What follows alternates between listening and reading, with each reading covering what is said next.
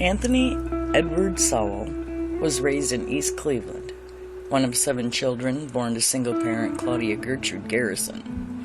7 other children belonging to Sowell's sister also lived in the household, having moved in after her death following a chronic illness. According to Sowell's niece, Leona Davis, Garrison subjected them to physical abuse while her own children watched from adjacent rooms. In one incident, Garrison forced Davis to strip naked in front of the other children and then whipped her with electrical cords until she bled.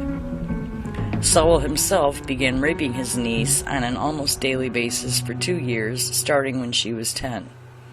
It was also reported by Davis that the other males in the household also participated in the rapes.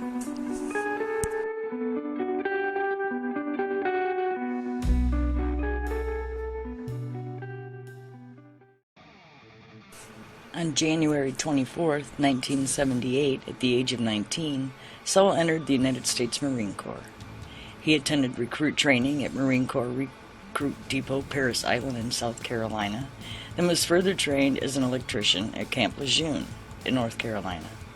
On July 13, 1978, he was assigned to the 2nd Marine Aircraft Wing at Marine Corps Air Station Cherry Point, also in North Carolina.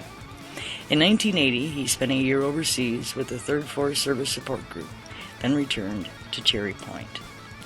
Sowell was ordered to Marine Corps Base Camp Butler in Okinawa, Japan, on January 20th, 1984. A year later, he transferred to Camp Pendleton in California for 3 days until his discharge on January 18th, 1985. During his 7-year Marine Corps career, he received a Good Conduct Medal, 1 Service Star, the Sea Service Deployment Ribbon, the Certificate of Commendation, and a Meritorious Mast with 2 letters of appreciation.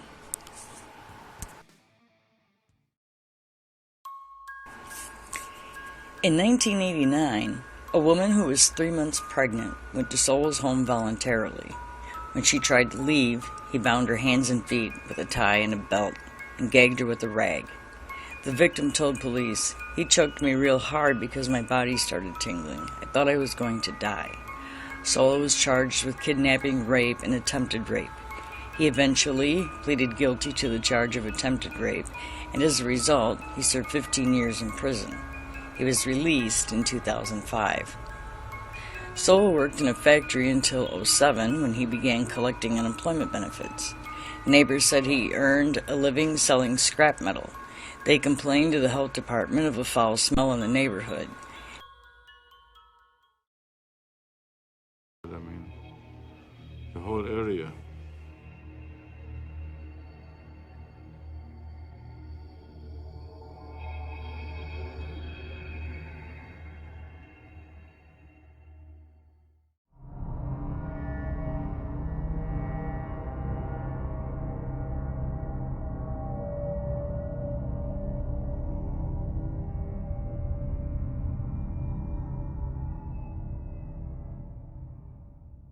He was a member of an online dating service where he stated that he was a master looking for a submissive person to train.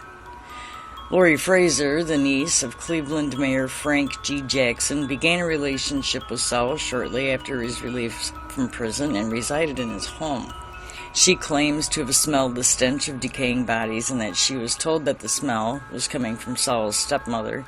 When she moved out, the smell was from Ray's Sausage Shop, located across the street from his house.